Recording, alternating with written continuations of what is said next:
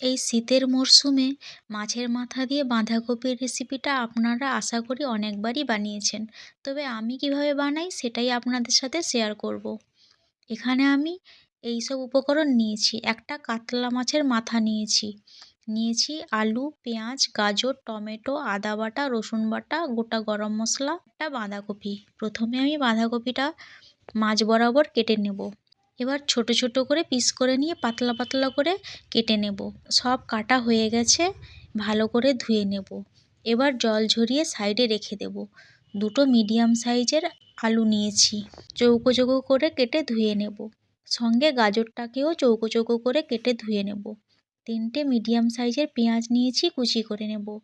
একটা বড় সাইজের টমেটো নিয়েছি, কেটে নেব। সব সবজি কাটা হয়ে গেছে।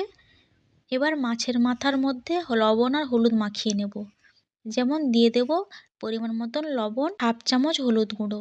মাখিয়ে নিয়ে উনানটা ধরিয়ে নিয়ে উনুনে কড়াই বসিয়ে দেব। দিয়ে দেব সর্ষের তেল 50 গ্রামের মতন। তেল গরম হলে তেলের মধ্যে মাছের মাথাটা ছেড়ে দেব। এক পিঠ ভাজা হলে উল্টে দেব। লালচে করে ভেজে তুলে নেব। এই একই তেলে দিয়ে দেব কেটে রাখা আলু আর পরিমাণ মতন লবণ। এবার নেড়ে চেড়ে ভেজে নেব 2 থেকে 3 মিনিটের মতন। ভাজা হয়ে গেছে, তুলে নেব। কড়াইতে আরও বেশ কিছুটা তেল দিয়ে দেব। দিয়ে দেব 2টো শুকনো লঙ্কা, 3টে তেজপাতা, গোটা গরম মশলা যেমন এলাচ, লবঙ্গ, দারচিনি আর 1 চামচ জিরে। এবার নেড়ে নিয়ে দিয়ে দেব কুচিয়ে রাখা পেঁয়াজ। নেড়ে চেড়ে ভেজে নেব, লালচে করে ভেজে নেব। পেঁয়াজের পর পরিমাণ মতন লবণ দিয়েছি, যেটা ভিডিওতে দেখানো হয়। এবার দিয়ে দেব কেটে রাখা গাজর। 2 থেকে 3 মিনিটের মতন ভেজে নিয়ে দিয়ে দেব কেটে রাখা টমেটো। 2 থেকে 3 মিনিট কষিয়ে নেব। দেখুন টমেটোটা অনেকটাই গলে গেছে।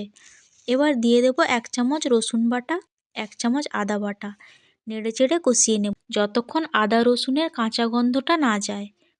এবার দিয়ে দেব 1 চামচ লঙ্কা গুঁড়ো, হাফ চামচ হলুদ গুঁড়ো, 1 চামচ কাশ্মীরি লঙ্কা গুঁড়ো, 1 চামচ জিরে ধনের গুঁড়ো। সব কিছু মিশিয়ে নেব। সামান্য জল দিয়ে দেব। 2 মিনিটের মতন কষিয়ে নেব। এবার তেল ছাড়লে মশলা থেকে দিয়ে দেব কড়াইশুঁটি। 2 মিনিটের মতো নেড়ে নিয়ে দিয়ে দেব ভেজে রাখা মাছের মাথা। ভালো করে কষিয়ে নেব।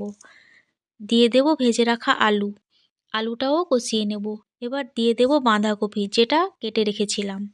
এবার সব কিছু কষাতে হবে 5 থেকে 6 মিনিটের মতো।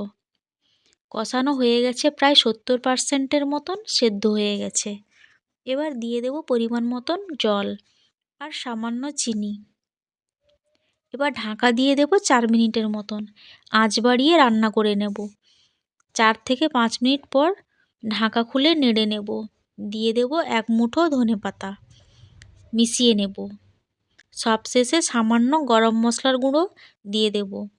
তৈরি হয়ে গেল মাছের মাথা দিয়ে বাঁধাকপির রেসিপি। দুপুরে গরম ভাতের সাথে দারুণ লাগে।